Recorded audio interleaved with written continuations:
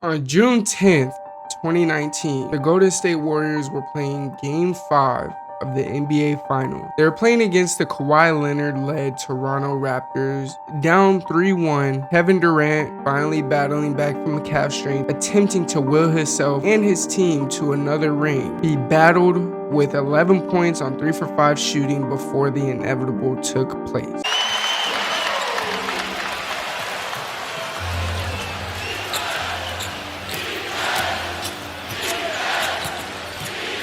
Ibaka trying to stay with Durant, knocks it away, and Durant's limping. Durant goes down holding his leg. Ibaka goes up and is fouled down the other end. And Durant grabbing that right leg. And yet they were still a fraction of what they once were when they were their dominant selves a year ago. Game 6 being a must-win game, and the Warriors seeming to be back to their old selves with the Splash Bros willing them to another ring until the third quarter when the Dubs were up 5 and Klay Thompson was on a fast break off of a steal, and he lands awkwardly after a dunk, tearing his left ACL. Siakam nearly traveled. Green on Lowry. Lowry gets past, falls down, lost the ball. Thompson running the floor, and a foul. And Thompson grabs his left knee. At this point, the Warriors were pretty much all but doomed, but was this the end of the dynasty as we knew it? From the beginning when we saw Steph become the god that he is, the chef that he is, to now you have some of your biggest supporting stars injured. Many fans and basketball analysts alike, they seem to have questioned all offseason, were the Warriors dynasty over with? Was this the beginning of the end? And just 7 days after this heartbreaking finals conclusion, the NBA draft rolls around. The Warriors used their number 28th pick to draft the talented yet raw combo guard out of Michigan, Jordan Poole. Now, Poole was always a lightning rod of offense and had the utmost confidence no matter what. We even seen it at Michigan. But as we have seen in this Warriors run, in this dynasty, scoring isn't enough. You must play great defense, unselfish defense, to be able to play on this winning team. To develop his playmaking skills and defensive prowess, Poole went to the G League his rookie year to get more minutes. And, as a result of that, he's now an integral part of the Warriors rotation, both in the regular season and the playoffs. Despite the incentive of more money and more championship hardware, KD decided to go to Brooklyn during this time and play for the Nets with Kyrie. They were able to get KD to agree to a sign and trade, which didn't leave the team hampered and scrambling to see how they're going to make up for that. DJ was integral in filling the shoes of Klay Thompson, just enough for the Warriors to remain competitive, but not quite see that contender that we saw in years prior. This was a busy summer for the Dubs. It was a summer where a key vet in Sean Livingston was waived, and then he shortly retired after. Then Klay was signed to a max deal, which he was already promised by the Warriors, worth $190 million over 5 seasons. Kevon Looney was signed to a 3-year, $15 million deal, and Draymond received a 4-year, $100 million max that keeps him through 2023 and 2024. At this point, it seems the foundation was kind of built for them to retool as opposed to rebuild.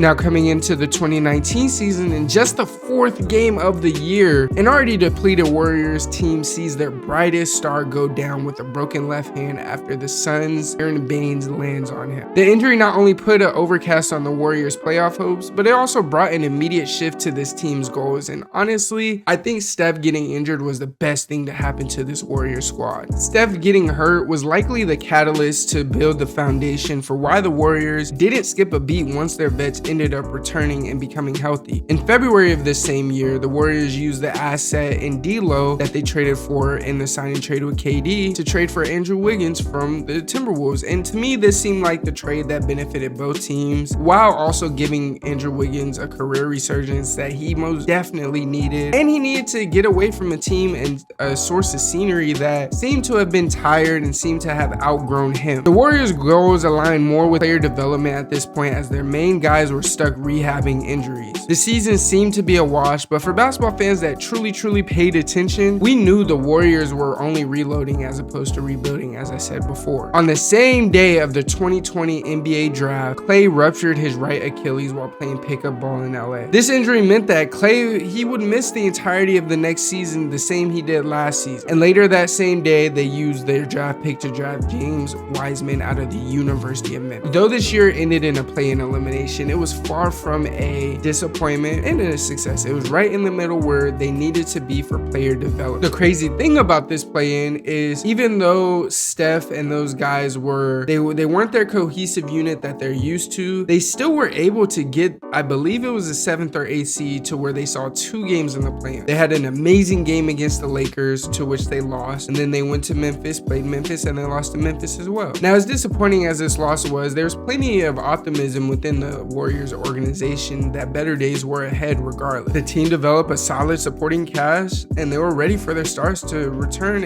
at full strength. Prior to this current season, the Warriors extended Curry with a 4-year, $215.4 million extension. The biggest part of this extension is the fact that this showed a vote of confidence from Steph to the Warriors. Coming into this season, most analysts argue Nets or Lakers for the championship contenders. Some saying Bucks after the Bucks came off of their historic championship run, but the Warriors seemingly fell under the radar. I, for one, was one of the few people trying to tell people, let's not forget about the Warriors. They have some young guys that got an opportunity to play within these last 2 years, and they have a Stephen Curry that's coming back fully healthy. They have a Draymond that's coming back well rested and prepared, and then you're gonna have Klay coming back on the back end of the season with some guys that you've already developed to fill his shoes for the time being. The same sentiment I have about the Nuggets from this season is what I had for the Warriors back then. How if you guys watch my prior videos, you would see how I explained how the Nuggets this season wasn't so much a disappointment as people would believe that it could have been or was. The reason for that is though Jokic was the only star playing for that team this year, it allowed guys in the roles of Jamal Murray and MPJ to get minutes and to actually fulfill a role that they may not be used to filling when those guys come back, but they can definitely live up to when those guys come back. And this is the same with the Warriors. We're seeing it live in full effect. Now, in January of this year, after missing 941 consecutive days, Klay Thompson finally stepped back onto the court. Now, to me, he hasn't quite shown signs of being that Klay that we know and love, and I don't believe he's quite at 100%. I don't think he will be till this summer off, but Klay finally stepped onto this court. And the thing about Klay, he may not be 100%, but regardless, no matter what, as soon as he steps on that floor, he makes an immediate impact because of the fact of his shooting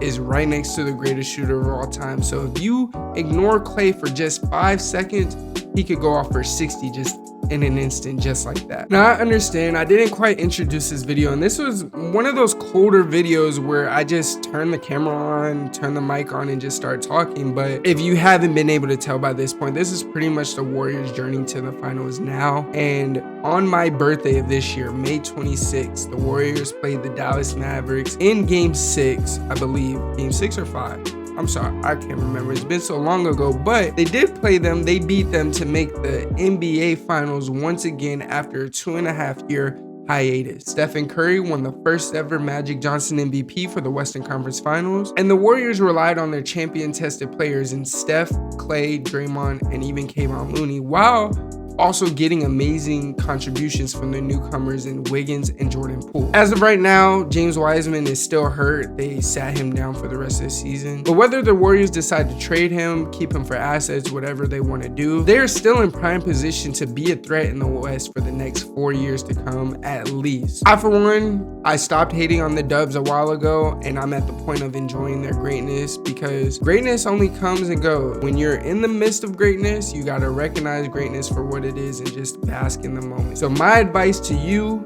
is, before this Warriors dynasty is up, because we've already had a scare 2.5 years ago, enjoy witnessing the greatest shooter of all time. Enjoy witnessing some of the best basketball of all time, some of the best, I would say, coaching, but these last couple games, Steve Kerr has been a little bit shaky. But my advice to you is just enjoy this good ball that we're watching. Enjoy Stephen Curry while it lasts. And until next time, it's your boy TV with the greatest hoop stories on the tube, and I'm out.